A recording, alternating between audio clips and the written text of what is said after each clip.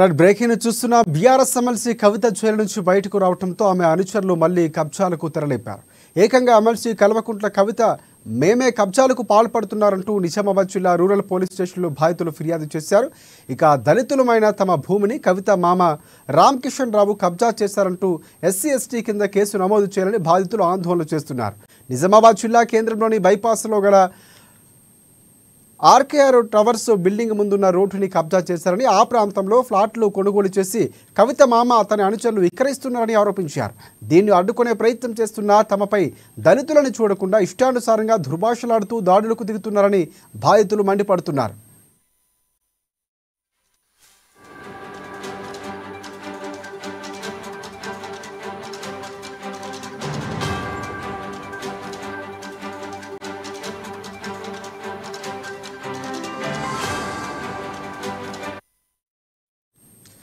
Right BRS MLC కవిత jail నుంచి బయటకు రావడంతో ఆమె అనుచరులు మళ్లీ కబ్జాలకు తెరలేపారు. ఏకంగా ఎమ్మెల్సీ కల్వకుంట్ల కవిత మామే కబ్జాలకు పాల్పడుతున్నారంటూ ఇక నిజామాబాద్ జిల్లా రూరల్ పోలీస్ స్టేషన్లో బాధితులు ఫిర్యాదు చేశారు. ఈ అంశానికి సంబంధించి పూర్తి అప్డేట్స్ అందించేందుకు నిజామాబాద్ నుంచి మా ప్రతినిధి నవీన్ మనకి ఫోన్లో సిద్ధంగా ఉన్నారు.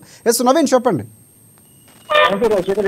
తెలంగాణలో బీఆర్ఎస్ పార్టీ అధికారం కోల్పోయిన తర్వాత కూడా భూ కబ్జాల పరంపర కొనసాగుతుందని చెప్పవచ్చు. అయితే తెలంగాణలో అది బీఆర్ఎస్ పార్టీ అధికారం అయిన తర్వాత సంవత్సరం అవుతుంది. సంవత్సరం అయిన తర్వాత కూడా నిజామాబాద్ జిల్లాలో అంటే అధికారులు ఉన్నప్పుడు కూడా ఇటు నిజామాబాద్ లో అనేక బీఆర్ఎస్ పార్టీ నాయకులు అనేక కబ్జాలు పాల్పడాలని కూడా ఆరోపణలు వస్తున్నాయి. అయితే అధికారం కోల్పోయి సంవత్సరం అవుతుంది. అయినప్పటికీ కూడా ఇప్పుడు బీఆర్ఎస్ పార్టీ నాయకులకు పరంపర ఆనవాయితీ కొనసాగిస్తున్నారని చెప్పి కూడా వాదన ఎన్నుకొస్తున్న పరిస్థితికి మాత్రం కనిపిస్తుంది.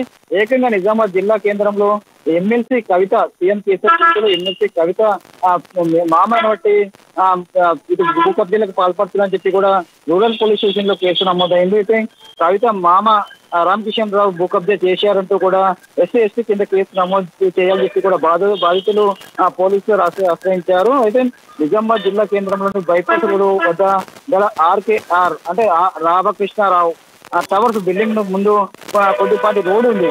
అక్కడ ఉండి కూడా అనేక మంది కూడా అక్కడ ఉండి వెళ్తూ ఉంటారు. అయితే ఆ ల్యాండ్ ని కూడా అక్కడ ఉన్నటువంటి భూమిని రామకృష్ణారావు కబ్జా చేశారంటూ కూడా కబ్జా చేసేవా ఎందుకు చేశారంటూ కూడా అడిగినందుకు తమపై దాడులు చేపట్టారని చెప్పి కూడా బాధితులు ఆరోపిస్తున్నారు. అయితే తమకు న్యాయం చేయాలని చెప్పి విలువైన భూమి విషయంలో కబ్జా చేసి అక్కడ బిల్డింగ్లు ఏర్పాటు చేయాలని చూస్తున్నారని చెప్పి దీనిపై దానికి న్యాయం చేయాలని చెప్పి కూడా పోలీసుల మెట్లు ఎక్కిన పరిస్థితి మాత్రం కనిపిస్తుంది. దానికి న్యాయం చేయాలని చెప్పి లేకుండా అక్కడ తాము పూర్తిగా ఉన్న ల్యాండ్ విలువైన ల్యాండ్ కబ్జా అవుతుంది.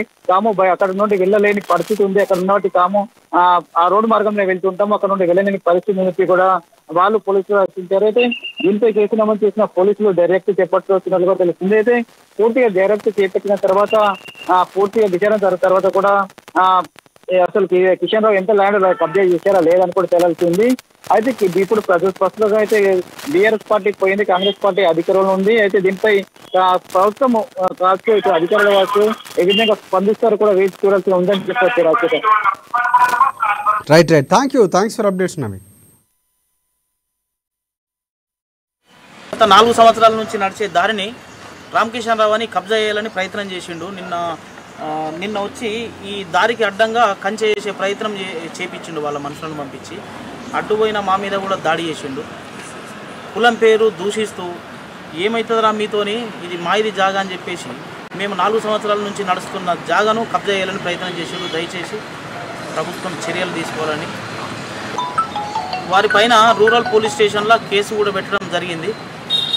పోలీసులు విచారణ జరిపి ఆయనపై చర్యలు తీసుకొని మా దారిని కాపాడి మా అపార్ట్మెంట్ అసలు ఈ అపార్ట్మెంట్లో 4 ఇయర్స్ నుండి ఉంటున్నామండి. 4 ఇయర్స్ నుండి ఇప్పటివరకు ఏ సమస్య రాదని భావించేసే ఇక్కడ అందరం ఈ దారి నుండే నడవడం, ఇక్కడ నుండే ఉండడం స్టార్ట్ చేశాము.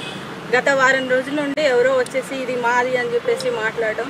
నిన్న మాత్రం గోపి సార్ మాట్లాడుతుంటే ఆయనతో దుర్భాషలాడి ఆయనతో కొట్లాడి ఇక్కడంతా రాడ్స్ వేసేయడం, అది ఇది దౌర్జన్యానికి వచ్చారు. సో ఇది మాది అని ఎంత చెప్పినా వాళ్ళు వినకుండా దౌర్జన్యంగా మాట్లాడి మమ్మల్ని ఏదో రకంగా సతాయించాలని చూస్తున్నారు. సో ఎట్లా అయినా సరే మా ల్యాండ్ ఈ ప్లేస్ మా దారి మాకు ఇవ్వాలని అందరినీ దారి నడవడానికి గత 4 సంవత్సరాల నుంచి ఉన్నటువంటి ఈ అపార్ట్మెంట్లో దాదాపు ఒక 30 కుటుంబాలు నివాసం కొనసాగిస్తున్నారు. 4 సంవత్సరాల నుంచి ఈ రహదారి మీదనే రావడం పోవడం రాకపోకలు నడుస్తూ ఉన్నాయి. ఈ రహదారి కబ్జా చేసి ఆయన వేరులకు అమ్ముకోవడమా లేకపోతే నాకు కట్టడం కోసమా అదొక పన్నాగం పడుతున్నటువంటి ప్రక్రియ కనబడుతుంది.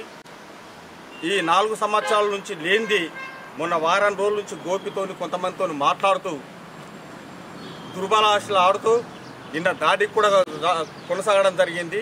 ఈ గోపి అనే వ్యక్తి ఒక షెడ్యూల్ క్యాస్ట్ మాల కులానికి సంబంధించిన వ్యక్తి.